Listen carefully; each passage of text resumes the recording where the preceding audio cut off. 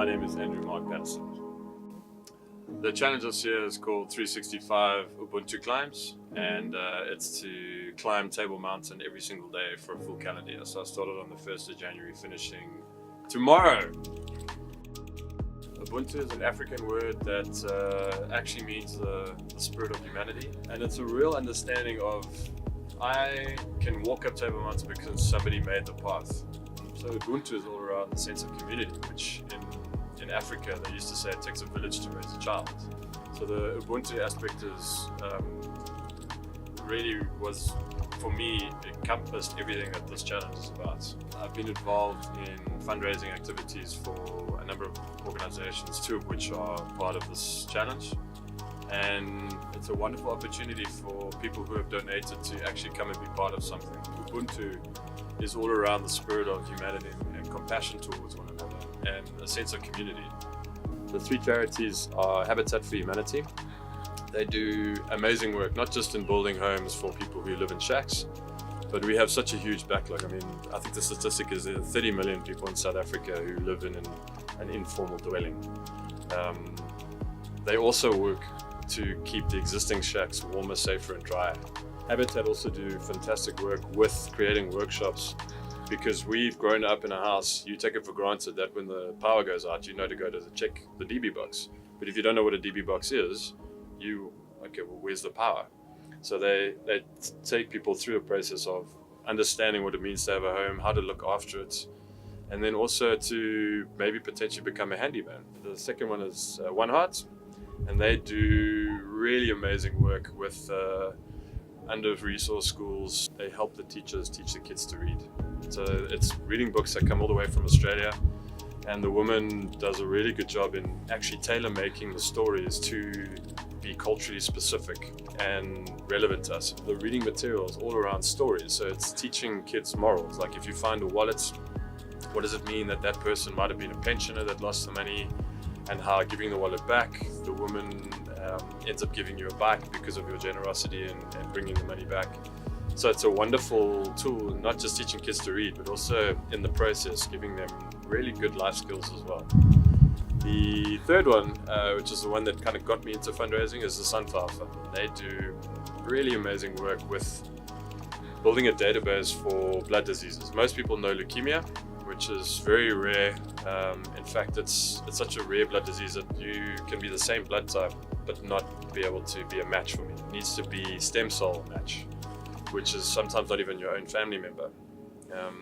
And the more people that are on the registry, that means the more people we could potentially save. And ironically, it's quite prevalent in children. So all three really are about giving people a second chance at life.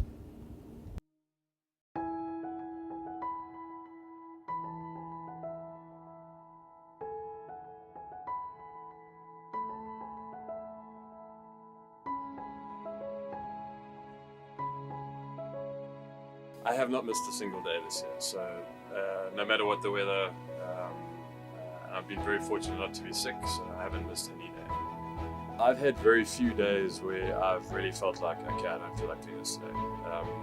One of them was the day before the halfway point, when I think the third or fourth storm that weekend. I woke up, and when you're lying down and the rain is in the same line as your face, then you realize how the wind was blowing that rain. To leave your warm bed and to have to know that you're going to be the only person on the mountain was a little bit daunting, but the reality is, because of the purpose and why I'm doing this for the three charities that do a really amazing work, that's what's gotten me through.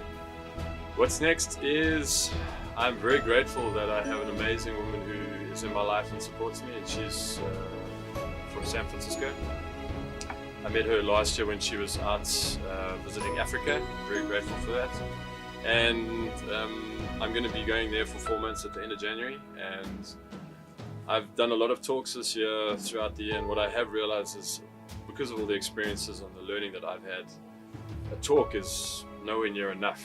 So I need to write a book, and I love writing, so I will be writing that while I'm there. And then keep the momentum going, so it doesn't need to stop. I'm still going to be, I'm going to be talking at schools, There's a whole bunch of tech companies there which are very forward-thinking and innovative, and just kind of be open to seeing what new experiences and people I'm going to meet. I mean, what I've had this year, I've always known that there are certain things you can plan and a lot of things that you can't foresee, and you've got to be open to seeing where that road takes you. So I have an education summit which I'm coming back to speak at, which is going to be great. There's 1,000 teachers at Stellenbosch, and it's going to be very interesting to see what type of support do I get in America having finished this versus the support that I've had a whole year here in South Africa, and be able to share that with the education system. Because for me, I really do believe that as a country, South Africans don't really support one another. We're quite quick to cut people down at the knees rather than looking at someone and saying, wow, they're doing this, that means I can do it too, or something similar.